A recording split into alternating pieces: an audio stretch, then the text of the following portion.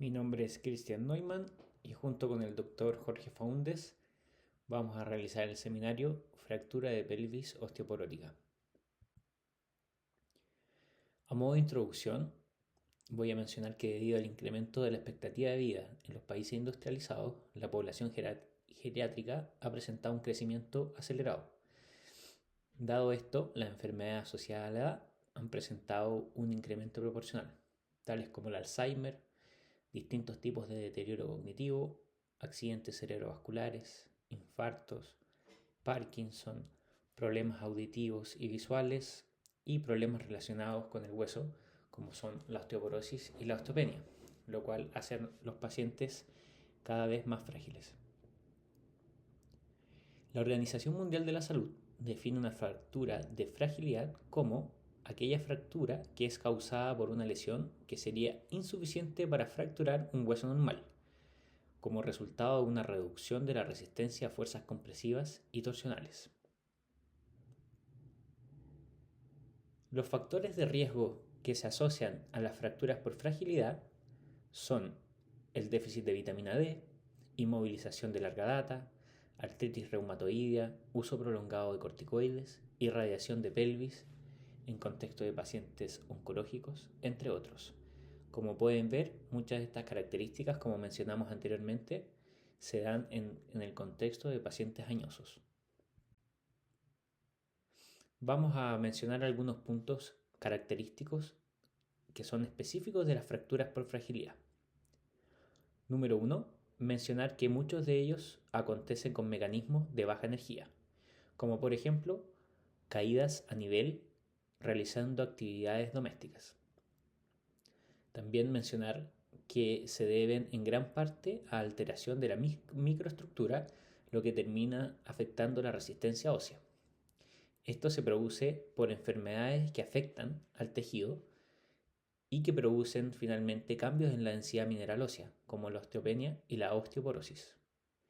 Y también ocurren patrones distintivos en este tipo de fracturas por fragilidad que son distintos a los patrones que ocurren en huesos sanos. Por lo tanto, nace la necesidad de crear clasificaciones específicas para este tipo de fracturas. Respecto a la presentación clínica, vamos a hablar sobre la temporalidad de la presentación de estos pacientes. En algunos casos va a ser agudo en relación a la caída. Por ejemplo, aquellos pacientes que consultan en el servicio de urgencia posterior a una caída a nivel realizando alguna actividad doméstica y que refieren dirigidamente un dolor en la zona pélvica y son capaces de identificar el evento específico que produjo esta caída y en qué momento fue. Pero también, respecto a la temporalidad, existen los casos donde hay un dolor pélvico de larga data sin un mecanismo claro en el cual el paciente no recuerda muy bien cuántas veces se ha caído o después de qué evento o episodio de caída empezó el dolor. Respecto a la localización, los pacientes consultan por dolor que son inguinales o también pueden ser a nivel de la sínfisis púbica y también incluso pueden referir dolor lumbar, lo que lleva muchas veces al médico que está evaluando a tener confusiones y de forma errónea tratar de descartar fracturas a nivel lumbar olvidando la zona pélvica.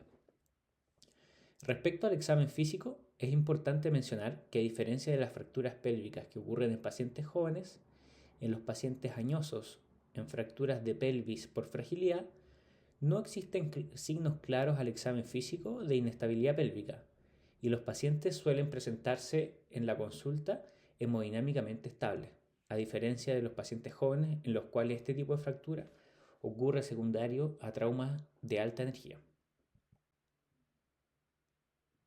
En el enfrentamiento diagnóstico, la primera imagen, el primer set de imágenes que vamos a pedir va a ser radiografía de pelvis. Los pacientes con una sospecha clínica de fractura de pelvis deben tener una proyección anteroposterior como primer enfrentamiento, dado la visión global que permite tener este tipo de proyección. La proyección inlet muestra los grados de rotación interna del hueso coxal Y la radiografía outlet puede proporcionar información sobre la forma y la simetría del sacro, las foráminas y la articulación sacroiliaca. Las fracturas de anillo posterior, incluso del hueso sacro, pueden no reconocerse en las proyecciones convencionales de radiografía, lo que puede conducir a una subestimación de la gravedad del patrón de fractura de fragilidad e incluso algunas fracturas pueden pasar desapercibidas.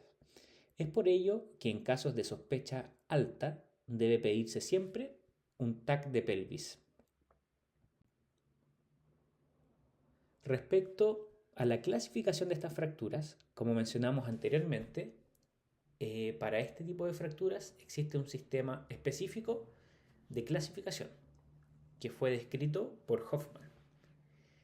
Este autor divide las fracturas en 4 tipos principalmente.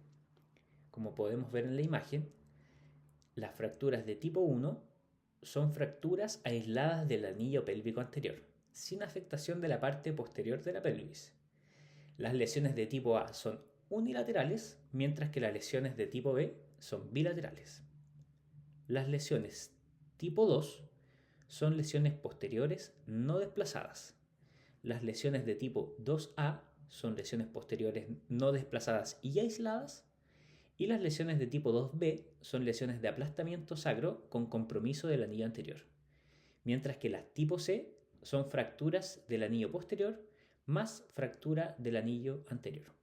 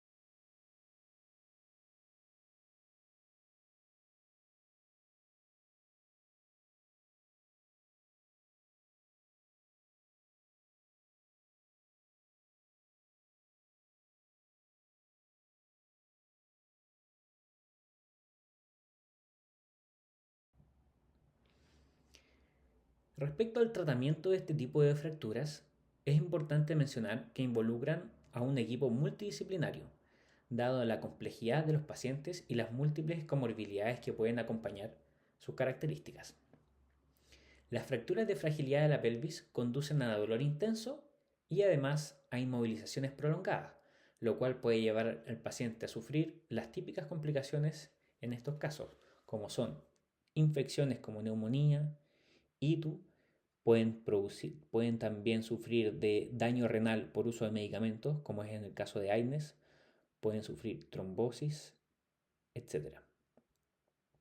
Dentro de los profesionales que van a estar encargados del equipo multidisciplinario, podemos mencionar a los geriatras, que se van a encargar del manejo de las múltiples comorbilidades del paciente añoso, a los traumatólogos, que van a ser los encargados de definir un tratamiento ortopédico o quirúrgico, y también kinesiólogos y terapeutas ocupacionales que van a estar a cargo de la rehabilitación del paciente. Las lesiones de tipo 1 se describen en la literatura que son principalmente de manejo ortopédico. Siempre vamos a proponer una kinesioterapia cuidadosa y un seguimiento radiológico estricto. Siempre tener en consideración que para prevenir las complicaciones, la progresión de la movilización debe guiarse según la tolerancia del paciente y no debe ser forzada por el terapeuta. La evolución, como se mencionó anteriormente, debe ser monitorizada radiológicamente de forma rigurosa y los cambios deben implementarse según sea necesario. La terapia, cuando es demasiado agresiva, puede conducir a la progresión de la inestabilidad como resultado de fracturas secundarias o aumento del grado inicial de desplazamiento que tenía la fractura original. Las lesiones de tipo 2, inicialmente se puede proponer un tratamiento ortopédico, pero si este falla, tendríamos que pasar a un tratamiento quirúrgico. En este caso, para el tratamiento quirúrgico se recomienda el uso de fijación percutánea. Posteriormente, en diapositivas vamos a mencionar algunos aspectos de las principales técnicas quirúrgicas que se utilizan en los distintos tipos de lesiones.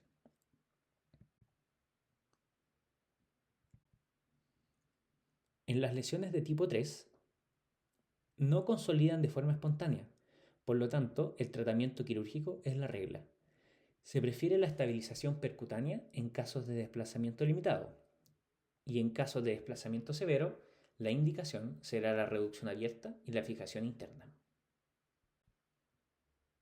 En las lesiones de tipo 4 deben tratarse con fijación quirúrgica para restaurar la estabilidad y evitar un desplazamiento del segmento lumbosacro hacia el anillo pélvico. También mencionar que es importante estabilizar ambos lados de la pelvis. Ahora vamos a mencionar algunos puntos importantes respecto a las técnicas quirúrgicas que se utilizan en el manejo de la fractura de pelvis. Primero vamos a conversar sobre las técnicas quirúrgicas en estabilización posterior y luego vamos a conversar sobre las técnicas quirúrgicas en la estabilización anterior. Respecto a las técnicas de estabilización posterior, existe la utilización de osteosíntesis con tornillo sacroiliaco. Este procedimiento se puede realizar con el paciente en posición supina o prona, pero el acceso a la parte posterior del hueso coxal es más fácil con el paciente en posición prona. Se ha demostrado, como vemos en la imagen, que la estabilidad de la fijación sacroiliaca es significativamente mayor cuando el procedimiento se realiza con 2 tornillos en comparación a la utilización de un solo tornillo. Los tornillos se colocan perpendicularmente al plano de la fractura y se utilizan tornillos canulados de 7 u 8 milímetros con una rosca larga. Los tornillos deben cruzar la línea media y deben pasar a través del cuerpo sacro, donde se encuentra la densidad ósea más alta. Se recomienda el uso de arandelas para evitar la perforación de la corteza ósea.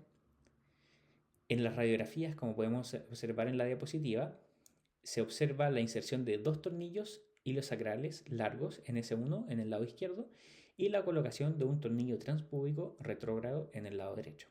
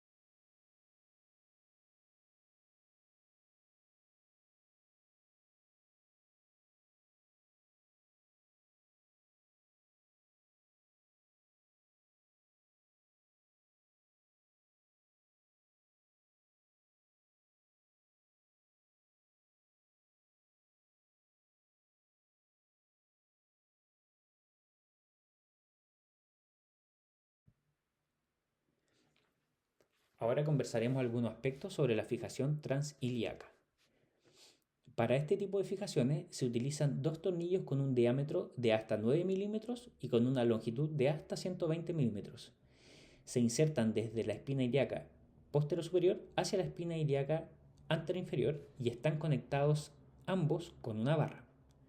Como podemos ver en las diapositivas, observamos una radiografía anteroposterior posoperatoria donde podemos ver que la inestabilidad anterior se fijó con 2 tornillos transpúbicos retrógrados y la inestabilidad posterior se fijó con un fijador interno transilíaco y 2 tornillos iliosacrales.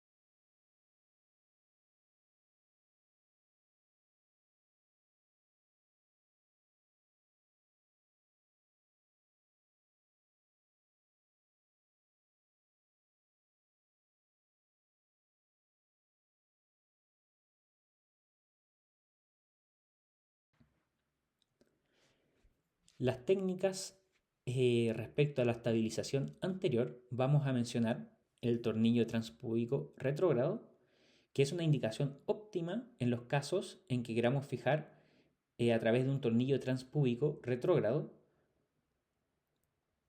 de la rama, por ejemplo, como se ve en la diapositiva, de la rama púbica de la pelvis.